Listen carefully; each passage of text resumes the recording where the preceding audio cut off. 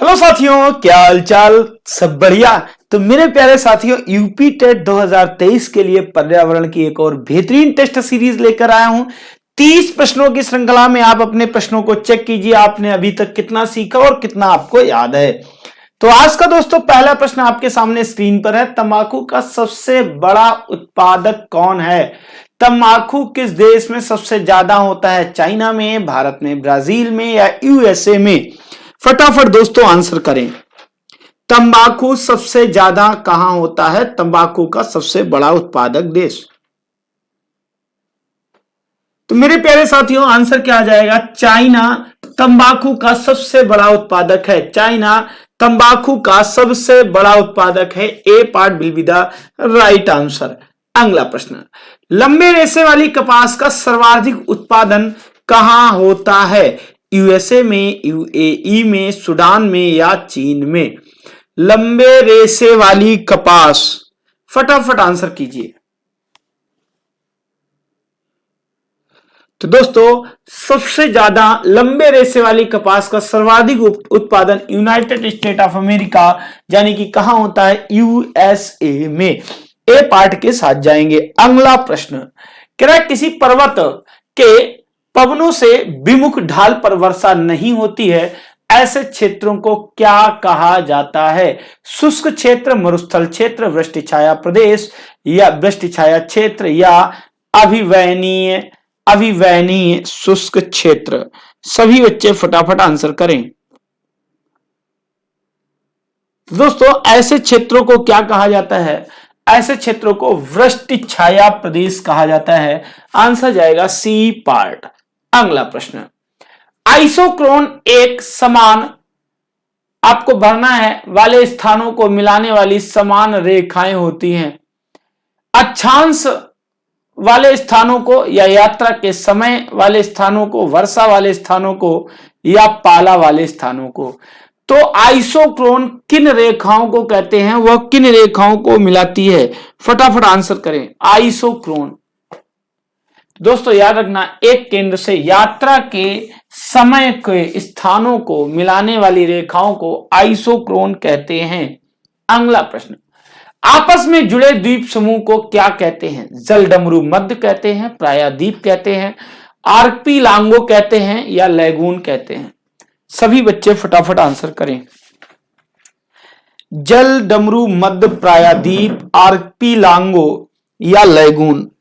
तो सभी बच्चे आंसर कर रहे हैं एक ही सुर में। दोस्तों क्या हो जाएगा आंसर? आर्कपिलांगो, आर्किपिलांगो। अगला क्वेश्चन, प्रकृति में पानी का सबसे शुद्ध रूप क्या है? वर्षा का जल, ये पेपर में आया हुआ क्वेश्चन है। वर्षा का जल, झील का जल, नदी का जल या समुद्र का जल? सबसे शुद्ध जल,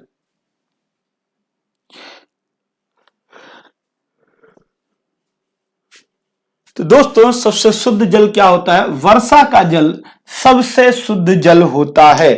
अगला क्वेश्चन, मृतक घाटी जानी जाती है इसकी अत्यधिक उष्णता के लिए, अत्यधिक ठंड के लिए, असमान गहराई के लिए या अत्यधिक लवणता के लिए?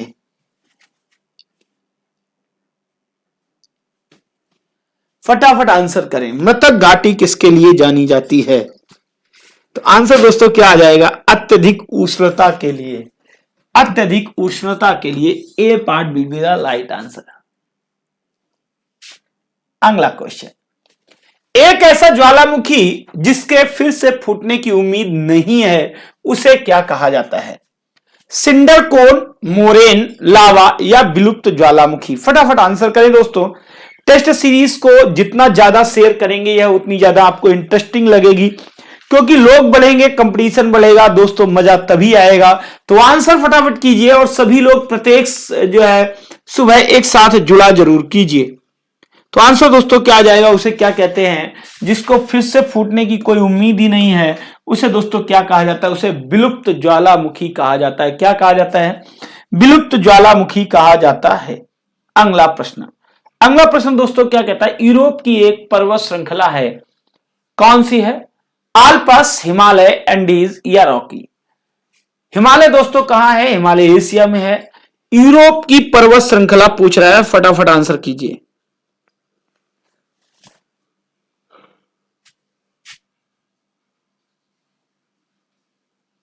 दोस्तों जो आल्प्स पर्वत श्रृंखला है वह कहां है, वह यूरोप में है, तो आंसर क्या आ जाएगा, ए पार्ट।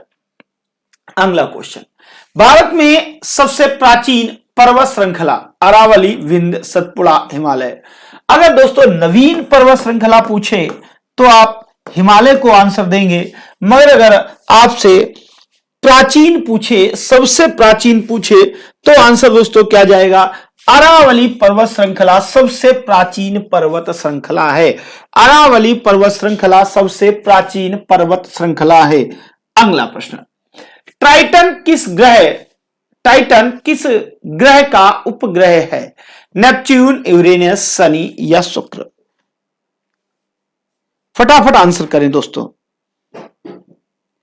तो किसका है, नेपच्यून का है। टाइटन किसका उपग्रह है, तो दोस्तों नेपच्यून का है। अगला प्रश्न, रणथंभौर टाइगर रिजर्व किस राज्य में है, राजस्थान, आंध्र प्रदेश, अरुणाचल प्रदेश या उत्तराखंड। फटाफट आंसर करें।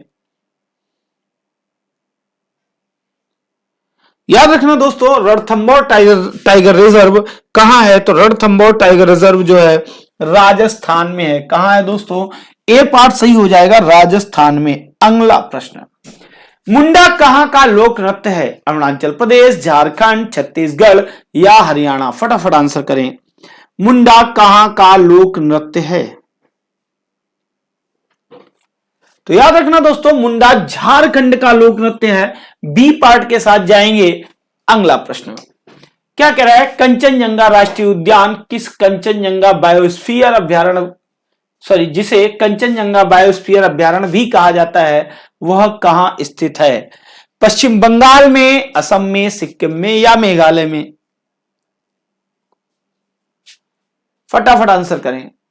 कंचनजंगा राष्ट्रीय उद्यान, जिसे कंचनजंगा बायोस्फीयर भी कहा जाता है, तो दोस्तों यह कहां स्थित है, यह सिक्किम में स्थित है। तो आंसर क्या हो जाएगा, सी पार्ट।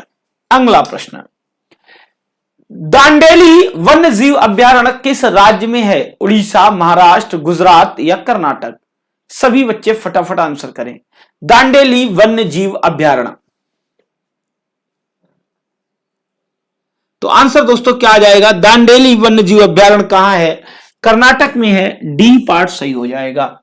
आप फटाफट अपने के लिए आंसर दीजिए। आपको यह देखना है कि आपको तैयार कितना है। अगला प्रश्न, एक क्लास सुबह रिवीजन की होती है, एक क्लास शाम को रिवीजन की होती है। दोनों क्लासें, एक रिकॉर्डेड होती है, एक लाइव होती है। दोनों क्लासें आपके लिए जीवनदायिनी क्लासें हैं, बहुत इंपॉर्टेंट है। इनको दोस्तों जम के प्यार दीजिए। ग्रेट हिमालयन नेशनल पार्क किस राज्य में है, जम्मू और कश्मीर, अरुणाचल प्रदेश, हिमाचल प्रदेश या सिक्किम। ग्रेट हिमालयन, तो आंसर दोस्तों क्या आ जाएगा, जल्दी से करें।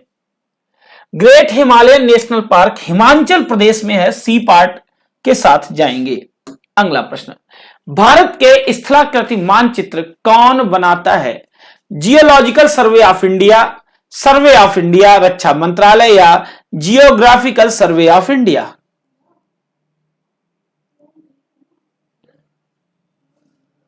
आंसर दोस्तों क्या आ जाएगा, आंसर आ जाएगा geological survey of India. A part सही हो जाएगा। Geological survey of India Bharat के स्थलाकृति मानचित्र बनाता है। अगला क्वेश्चन, ओबरा किसके लिए जाना जाता है, ओबरा क्या है, एक नई तेल शोधनशाला, एक ताप विद्युत ग्रह, एक नया एल्युमिनियम संयंत्र या पक्षी विहार।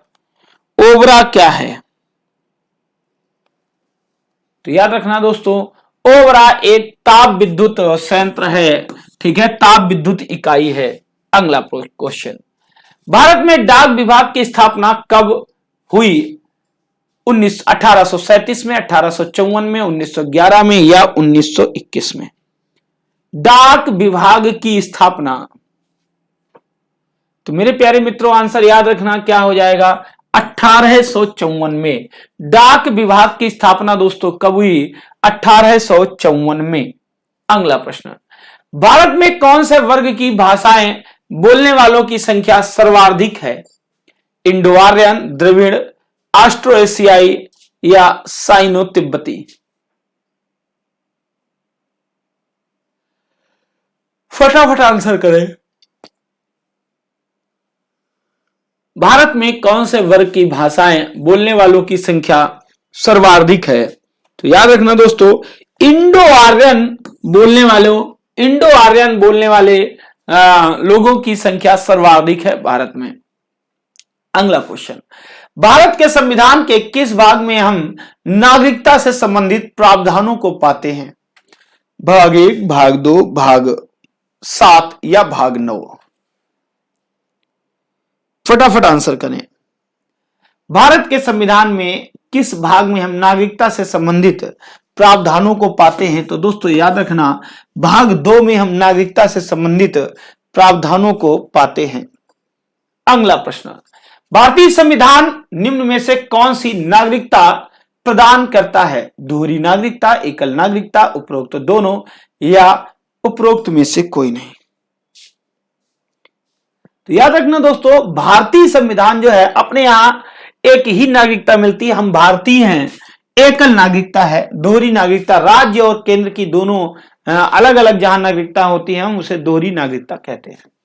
अगला प्रश्न, किसे संविधान की आत्मा कहा गया? धार्मिक स्वतंत्रता का अधिकार, स्वतंत्रता का अधिकार, समानता का अधिकार या संवैधानिक उपचारों का अधिकार? संविधान की आत्मा, तो याद रखना दोस्तों, संवैधानिक उपचारों के अधिकार को संविधान की आत्मा कहा गया। संवैधानिक उपचारों के अधिकार को संविधान की आत्मा कहा गया।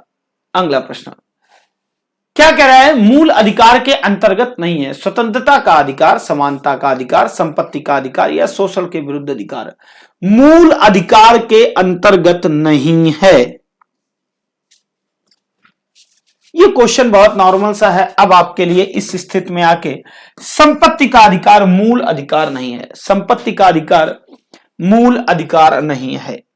अगला प्रश्न, परागकण क्या है? नर युग्म को विधि, मादा युग्म को विधि, नर बीजाणु विधि या मादा बीजाणु को विधि?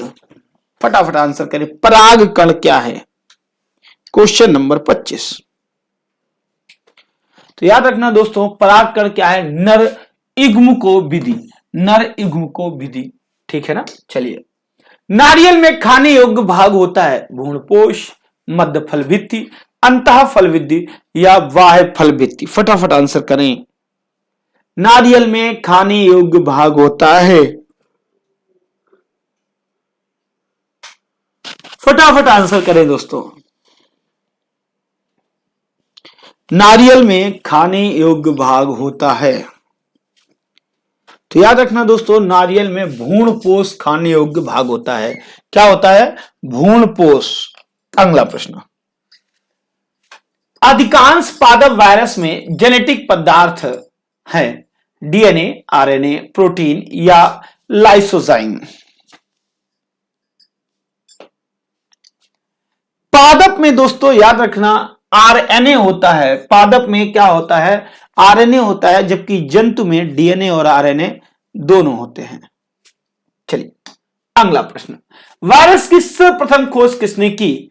डब्ल्यूएम स्टैनली ने, केएम स्मिथ ने या डी लानोवस्की ने या ईसी स्टैकमैन ने?